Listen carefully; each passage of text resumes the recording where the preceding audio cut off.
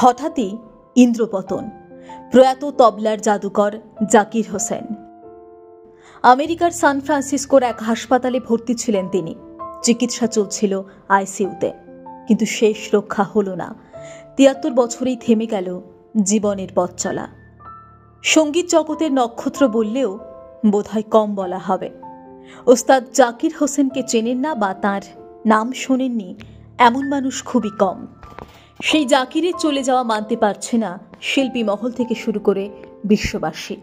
মন খারাপ প্রত্যেকের।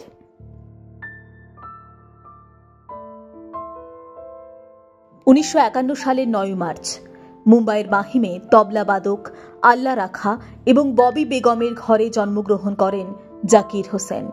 খুব অল্প বয়সেই তবলা বাজানোর প্রতি ঝোঁক পোষণ করেছিলেন।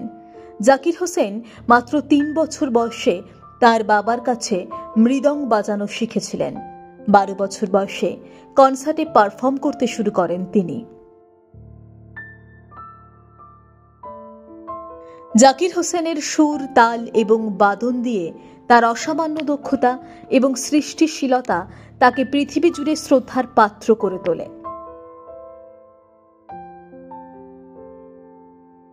পশ্চিমী ক্লাসিক্যাল সঙ্গীত, জ্যাজ এবং বিশ্ব সঙ্গীতের ক্ষেত্রে তিনি অসংখ্য শিল্পীর সাথে সফলভাবে সহযোগিতা করেছেন, যার মধ্যে জর্জ হ্যারিসন, জর্জ মাফলফলিন এবং রবি শঙ্করের মতো বিশিষ্ট শিল্পীরাও রয়েছেন। তার শক্তি নামক যৌথ প্রজেক্ট সঙ্গীতের এক নতুন দিগন্ত উন্মোচন করে, যা আজও অনুপ্রেরণার উৎস হয়ে আছে। এক সাক্ষাৎকারে ওস্তাদ বলেছিলেন, তার মা চাননি তিনি তবলা বাজিয়ে জীবনযাপন করুন।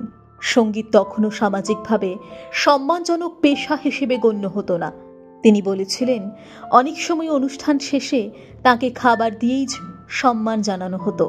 তবে তার পিতা, তবলার কিংবদন্তি ওস্তাদ আল্লা রাখা, তার জীবনের অন্যতম প্রেরণা ছিলেন। মুম্বাইয়ের সেন্ট মাইকেল স্কুল থেকে পড়াশোনা শুরু করেছিলেন জাকির হোসেন। এরপর তিনি সেন্ট জেভিয়ার্স কলেজ থেকে স্নাতক হন। শুরুর দিনগুলো সহজ ছিল না জাকিরের। তিনি স্মৃতিচারণ করে বলেন, ট্রেনে যাতায়াত করার সময় বসার জায়গা না পেলে খবরের কাগজ পেতে মেঝেতেই ঘুমিয়ে পড়তেন তিনি। তবে তবলার প্রতি তার ছিল অসীম শ্রদ্ধা। তিনি বলতেন, তবলায় কারো পা লেগে যাক আমি তা মেনে নিতে পারতাম না, তাই তবলাকে কোলে নিয়েই ঘুমোতাম। মাত্র ১২ বছর বয়সে বাবার সঙ্গে এক অনুষ্ঠানে প্রথম মঞ্চে ওঠেন জাকির। সেখানেই পণ্ডিত রবি শঙ্কর, ওস্তাদ আলী আকবর খান, বিসমিল্লাহ খান, পণ্ডিত শান্তপ্রসাদ ও পণ্ডিত কিশন মহারাজের মতো কিংবদন্তিরা উপস্থিত ছিলেন। সেই অনুষ্ঠানে পারফরমেন্সের জন্য তাকে ৫ টাকা সম্মানী দেওয়া হয়। মাত্র ১৮ বছর বয়সেই জিন্স পরা আর রকস্টার হওয়ার স্বপ্ন নিয়ে জাকির হোসেন যুক্তরাষ্ট্রে পাড়ি দেন, কিন্তু সেখানকার কঠোর বাস্তবতার মুখোমুখি হতে হয় তাকে। সপ্তাহে মাত্র $25 দিন কাটানো, একটি সবজির ঝোল বারবার গরম করে খাওয়ার মতো কঠিন সময়ও তিনি দেখেছেন। জাকির হোসেনের কাজ সারা বিশ্বে সমাদৃত হচ্ছে। অবদানের স্বীকৃতিতে তাকে একাধিক মর্যাদাপূর্ণ সম্মানে ভূষিত করা হয়।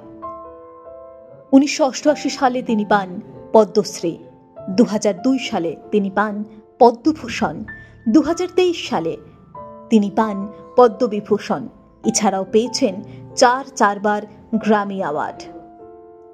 শিল্পী শেষ হলেও শিল্প অবিনশ্বর। তার প্রকৃষ্ট উদাহরণ হয়ে থাকবেন জাকির হোসেন।